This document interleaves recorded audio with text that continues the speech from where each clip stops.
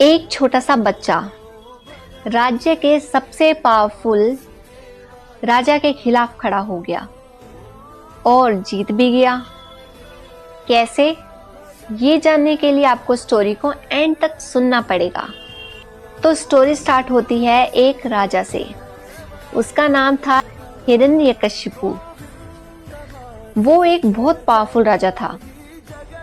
उसने बहुत तपस्या की और तपस्या करके उसने वरदान भी पा लिया था और धीरे धीरे उसे लगने लगा कि वो सबसे बड़ा है, इतना बड़ा कि लोग उसका नाम जप करें, उसकी पूजा करें, उसे भगवान की तरह पूजें।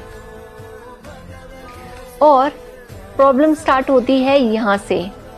उसका अपना बेटा प्रहलाद, जो कि सिर्फ एक ही नाम लेता था, विष्णु जी का। सोचो, एक तरफ इतना पावरफुल राजा और दूसरी तरफ एक छोटा सा बच्चा जो कि बिल्कुल नहीं डरा। राजा ने उसे कई बार समझाया कि बेटा मेरी पूजा करो, पर प्रहलाद ने हर बार कामली मना कर दिया कि पिताजी, भगवान तो विष्णु जी हैं, तो मैं उन्हीं की पूजा करूंगा।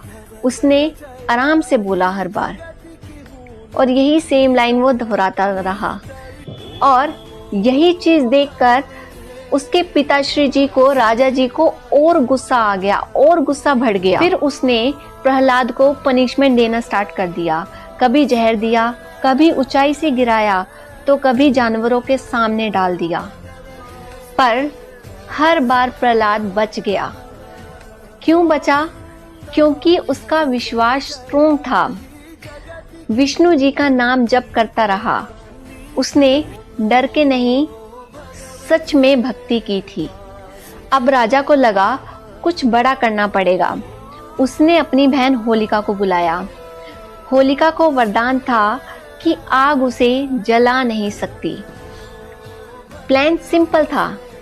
होलिका लेकर प्रहलाद को बैठेगी, प्रहलाद जल जाएगा और होलिका बच जाएगी। रात को चिता जलाई गई। होलिका प्रहलाद को गोद में लेकर आग में बैठ गई। पर प्रहलाद ने क्या किया? प्रहलाद रोया नहीं, चिल्लाया नहीं, बस विष्णु जी का नाम लेता रहा। और फिर कुछ अनएक्सपेक्टेड हुआ। आग बढ़ती रही। जिसे वरदान था कि वो जलेगा नहीं, वो जल गई, और जिसको वरदान नहीं था वो सेफ रहा। फिर अगली सुबह देखा कि होलिका जल चुकी थी, प्रहलाद ठीक था। तो यहीं से होलिका दहन की शुरुआत हुई। देखो, इस स्टोरी का मतलब सिर्फ इतना नहीं कि बुराई जल गई और अच्छाई जीत गई। इसका मतलब ये भी है कि पावर ही सब कुछ नहीं होती। अहंकार का एंड फिक्स है। और अगर आप सच में सही हो, सिचुएशन कितनी भी टफ हो, आपको कोई हरा नहीं सकता। जैसे कई लोग अपनी पावर या ईगो से हमें नीचा दिखाने की कोशिश करते हैं, हमें तोड़ने की कोशिश करते हैं, पर अगर आप अंदर से स्ट्रोंग हो तो कोई भी आपका बाल भी बांका नहीं कर सकता, आपका कुछ भी बिगाड़ नहीं सकता। तो इस होली सिर्फ होलिका मत जलाना। थोड़ा सा गुस्सा, ईगो, थोड़ा सा कंपैरिजन भी जलाना, क्योंकि असली जीत वहीं से स्टार्ट होती है जब हम अंदर से क्लीन हो जाते हैं। और याद रखो, सच को प्रोटेक्ट करने के लिए कभी कभी आग से गुजरना पड़ता है, पर सच जलता नहीं और भी स्ट्रोंग हो जाता है। अगर आपको भी लगता है सच की जीत होती है तो कमेंट करो सच या फिर यस। और अगर आपको वीडियो पसंद आए तो लाइक, कमेंट, सब्सक्राइब करना मत भूलना। धन्यवाद।